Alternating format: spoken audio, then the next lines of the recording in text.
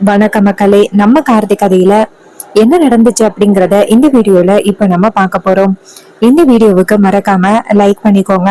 நீங்க லைக் பண்றதுதான் எங்களுக்கு அடுத்து வீடியோ போடுறதுக்கு ரொம்பவே இன்ட்ரெஸ்டிங்கா இருக்கும்.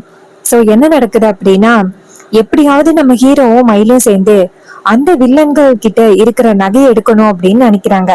ஒரு பக்கம் அந்த காளியம்மானும் அந்த சிவனாண்டியும் கோவில்ல இருக்காங்க.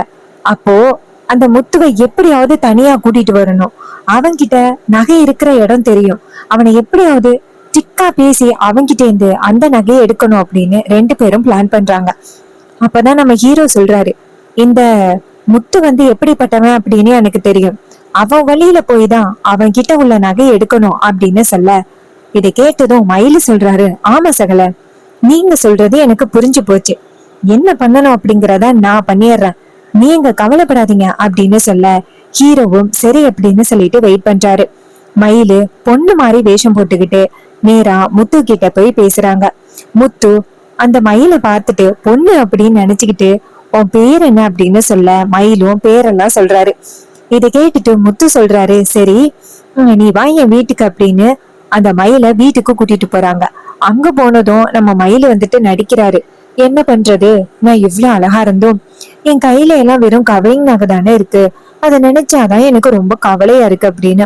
அப்ப முத்து சொல்றாரு, ஏய் உனக்கு அதான் பிரச்சனையா, இங்க பாரு, நீ எதுக்கும் கவலைப்படாத, ஒண்ணு நான் இப்ப தங்க நகையால அலங்கரிக்கிறேன் பாரு அப்படின்ட்டு நேரா அங்க இருந்த அம்மன் நகையை எடுத்துட்டு மயிலு கையில கொடுத்து, இந்தா இது உனக்குதான் அப்படின்னு சொல்லிட்டு கழுத்துல ஒரு நகையை போட்டு விட, அப்ப மயில நினைக்கிறாரு, இந்த விஷயத்த சகல கிட்ட உடனே சொல்லணுமே அப்படின்னு நேரா முத்துக்கிட்ட, இங்க பாருங்க எனக்கு விக்கல் ரொம்ப எடுக்குது, எனக்கு போய் தண்ணி கொண்டு வாங்கலாம் அப்படின்னு சொல்ல, முத்து அந்த இடத்துல இருந்து போறாரு.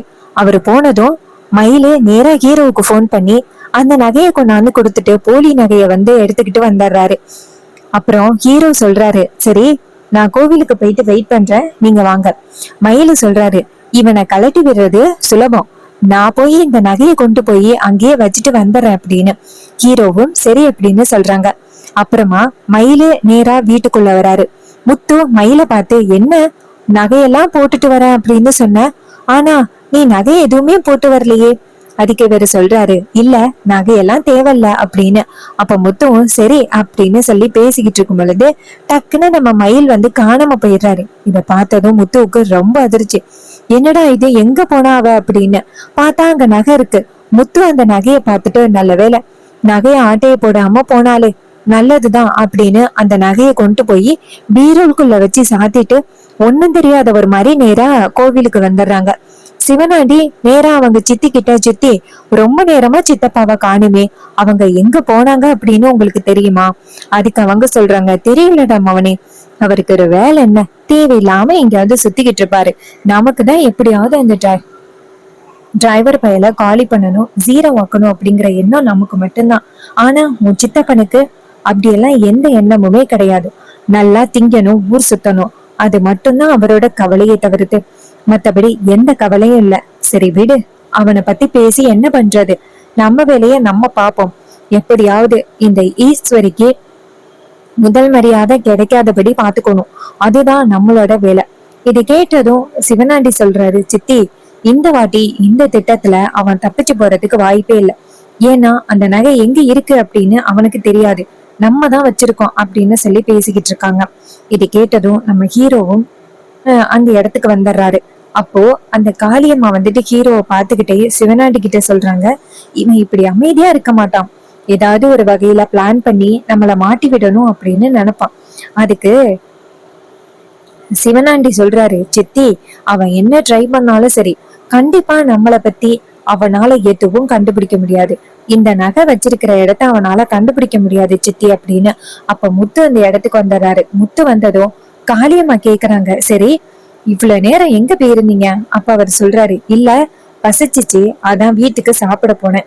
சிவனாடி சொல்றாரு, ஏன் சித்தப்பா எப்ப பார்த்தாலும் உங்களுக்கு சாப்பாடுதான் முக்கியமா? இங்க என்ன பிரச்சனை நடந்துகிட்டு இருக்கு, அத பத்தியெல்லாம் நீங்க பெருசா எடுத்துக்க மாட்டீங்களா? அதுக்கு அவங்க சொல்றாங்க, இங்க பாரு, நான் சாப்பிட போனேன், அது கூடவா தப்பு அப்படின்னு. அப்ப காளியம்மா சொல்றாங்க, மவனை விடுடா, ஏதோ சாப்பிட்டு வந்திருக்காரு, சரி விடு, அடுத்து நம்ம என்ன பிளான் பண்ணணும் அப்படிங்கிறத பாக்கணும். இது கேட்டதும் அவங்களும் சரி அப்படின்னு சொல்லிட்டு இருக்காங்க. இன்னொரு பக்கம் மயிலு வந்துட்டு வேஷத்தை எல்லாம் கலைச்சுக்கிட்டே நேரா ஹீரோ கிட்ட வந்துட்டு சகல என்னாச்சு அப்படின்னு சொல்ல, அப்ப ஹீரோ சொல்றாரு, அந்த நகையை கொண்டு போய் அந்த ஐயர்கிட்ட கொடுத்துட்டேன் அப்படின்னு. இதை கேட்டதும் நம்ம சகலையும் சரிங்க சகல, சூப்பர் வேலை பண்ணீங்க, சுலபமா நம்ம இனிமே அத்தை மேல எந்த தப்பும் இல்லை அப்படிங்கிறத கண்டுபிடிச்சிடலாம். இன்னொரு பக்கம் நம்ம ஈஸ்வரி, அப்புறம் ஈஸ்வரியோட ஹஸ்பண்ட் எல்லாருமே அங்க இருக்காங்க ஸ்டேஷன்ல. அப்ப சந்திரா இங்கேருந்து ஓடி வந்து, அக்கா உனக்கு இப்படி ஒரு நிலைமை ஆகும் அப்படின்னு நான் நினைச்சு கூட பார்க்கவே இல்லை. இது எல்லாமே அந்த டிரைவர் பயலோட வேலை.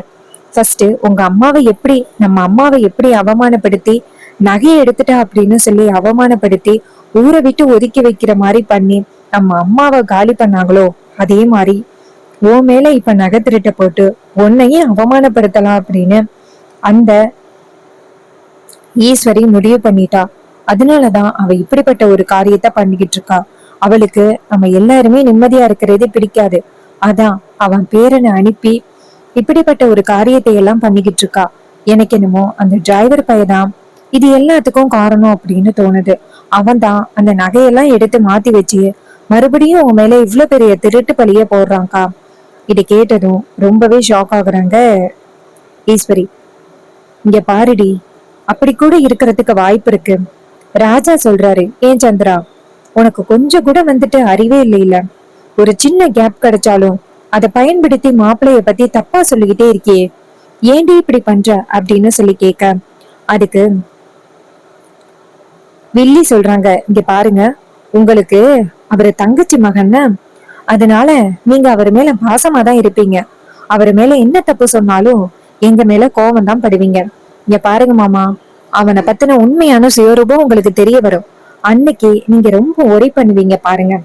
அப்ப அவரு சொல்றாரு, இங்க பாரு, இதுக்கப்புறம் என் மாப்பிள்ளைய பத்தி ஏதாவது நீ குறை சொன்ன அவ்வளவுதான் அப்படின்னு சொல்ல, அப்ப வெள்ளி சொல்றாங்க, உங்ககிட்ட எதுவுமே சொல்ல முடியாது அக்கா. கண்டிப்பா இது அந்த டிரைவர் பயலோட வேலைதான். இது மாதிரி மாமாவை கைக்குள்ள போட்டு வச்சுக்கிட்டு இப்படிப்பட்ட ஒரு காரியத்தை எல்லாம் பண்ணிக்கிட்டு இருக்கான். அவனை நம்பாதக்கா அப்படின்னு ஈஸ்வரி சொல்றாங்க. சரி அப்படின்னு. அப்போ அந்த இடத்துக்கு காளியம்மா வராங்க. வந்துட்டு, என்ன சார் இந்த லேடி நகையை திருடிட்டா அப்படின்னு சொல்றேன். நீங்க எல்லாரும் இவளுக்கு இவ்வளவு சப்போர்ட் பண்ணி ஆதரவு கொடுத்துக்கிட்டு இருக்கீங்க. இவளை இந்நேரம் ஜெயிலுக்குள்ள அடைச்சிருப்பீங்க அப்படின்னு வந்து பார்க்க வந்தா இவளுக்கு மரியாதை கொடுத்து உட்காந்து பேசிக்கிட்டு இருக்கீங்க. இதை கேட்டதும் ராஜா சொல்றாரு, இங்க பாரு காளியம்மா, நீ தேவையில்லாத விஷயத்துல ஈடுபடுற. இது மக்களோட முடிவு, மக்கள் தான் இத முடிவு பண்ணணும். நீ தேவையில்லாம இதுல தலையிடாத. அதுக்கு வெள்ளி சொல்றாங்க, இங்க பாரு, நானும் ஊர் மக்கள்ல ஒருத்தி தான். இந்த ஊருக்கு என்ன பிரச்சனை வந்தாலும் கேட்க வேண்டிய பொறுப்பு என் கையில இருக்கு. நீங்க யாரு இத கேக்குறதுக்கு? ரொம்ப புத்திசாலித்தனமா சாமியோட நகைகளை எல்லாம் வீட்டுக்குள்ள பாதுகாக்கிறேன் அப்படின்னு சொல்லிட்டு வீட்டுல உள்ள நகைகளை நீங்க வித்து சாப்பிட்டிருக்கீங்க. இப்போ நகையை கேட்டதோட என்ன பண்றதுன்னு தெரியாம போலி நகைகளை கொண்டாந்து கொடுத்து ஏமாத்த பாக்குறீங்க. இத ஊர் மக்கள் வேணும்னா கேட்காம இருக்கலாம், ஆனா நாங்க கேட்காம இருப்போமா? நீங்க பாரு, நீ ஊருக்கு நிறைய பண்ணிருக்கலாம், ஆனா கோவிலுக்குள்ள உள்ள சொத்துல நீ கை வச்சியல்ல, உனக்கு கண்டிப்பா தண்டனை கிடைக்கும் அப்படின்னு அதிகாரிய பார்த்து, என்ன சார் இப்படி பாத்துக்கிட்டு இருக்கீங்க, இந்த லேடிய உள்ளர புடிச்சு போடுங்க.